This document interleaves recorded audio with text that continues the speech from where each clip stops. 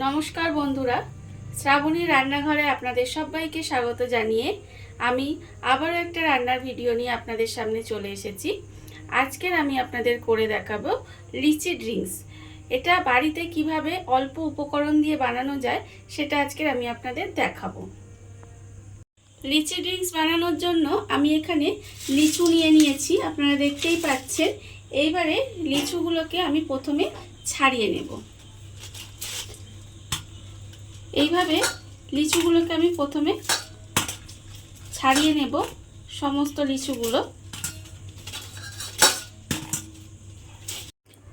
লিচুগুলো আমি এখানে ছাড়িয়ে নিয়েছি। এইবারে লিচুগুলোতে জল দিয়ে খুব ভালোভাবে লিচুগুলো ধুয়ে নিতে হবে। 2 থেকে 3 বার ধরে লিচুগুলো আমি খুব ভালোভাবে ধুয়ে নেব। লিচুগুলো আমি এখানে ভালোভাবে ধুয়ে নিয়েছি। এইবারে লিচুগুলো থেকে এইভাবে খোসাগুলো কিন্তু ছাড়িয়ে নিতে হবে। আমি এরকম করে খোসাগুলো ছাড়িয়ে নেব। ছাড়িয়ে নিয়ে লিচুর ভেতরে যে দানাটা আছে সেটা কিন্তু ফেলে দেব। এইভাবে দানাটাকে বের করে নিলাম। বের করে নিয়ে শাঁসটা কিন্তু আমি রেখে দেব। এইভাবে আমাকে প্রথমে লিচুগুলোকে ছাড়িয়ে নিতে হবে, সমস্ত লিচুগুলো। এখানে লিচুর খোসা আর দানা বাদ দিয়ে শাঁসগুলো আমি ভালোভাবে ছাড়িয়ে রেখেছি। এইবারে একটা মিক্সিং জার নিয়ে নেব। নিয়ে লিচুগুলো আমি এর মধ্যে দিয়ে দেব। প্রথমে লিচুগুলো আমি এর মধ্যে দিয়ে দিয়েছি। এবার আমি এর মধ্যে দেব অল্প একটু জল দিয়ে এটা একটা পেস্ট বানিয়ে নিতে হবে।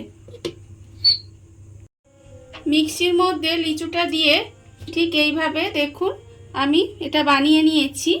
এইবারে আমি এটা ছেঁকে নেব। তার জন্য আমি একটা বাটি নিয়েছি আর নিয়েছি ছাঁকুনি। ছাঁকুনির মধ্যে আমি দিয়ে ভালোভাবে কিন্তু এটাকে ছেঁকে নিতে হবে। এইভাবে খুব ভালোভাবে এরকম ছেঁকে নেব। জুসটাকে ছেঁকে জুসটা আমাকে বের করে নিতে হবে। লিচুর রসটা আমি এখানে ভালোভাবে ছেঁকে নিয়েছি দেখুন। আর যে চিবেটা বেরিয়েছে সেটা কিন্তু আমি ফেলে দেব। এবার যে রসটা আমি রেখে দিয়েছি সেই রসের মধ্যে আমি দেব আধখানা পাতিলেবুর রস। পাতিলেবুর রস আমি এর মধ্যে দিয়ে দেব। লেবুর রস আমি এর মধ্যে দিয়ে দিয়েছি। এবার আমি এর মধ্যে দেব হাফ চামচ মতো বিট লবণ। আর দেব আমি এখানে 1 চামচ মতো চিনি দিয়ে খুব ভালোভাবে এটাকে মিশিয়ে নিতে হবে। জুসটার মধ্যে সমস্ত কিছু দিয়ে খুব ভালোভাবে মিশিয়ে নিয়েছি। দেখুন আমার কিন্তু লিচি ড্রিঙ্কস রেডি হয়ে গেছে। এইবার আমি গ্লাসের মধ্যে ঢেলে নেব।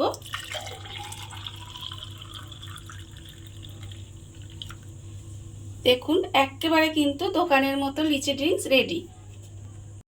আজকের এই লিচি ড্রিঙ্কসের রেসিপিটা আপনাদের কেমন লাগলো সেটা কিন্তু জানাতে একেবারে ভুলবেন না।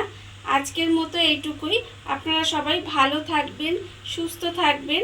আবারও হাজির হব নতুন কোনো রান্না নিয়ে।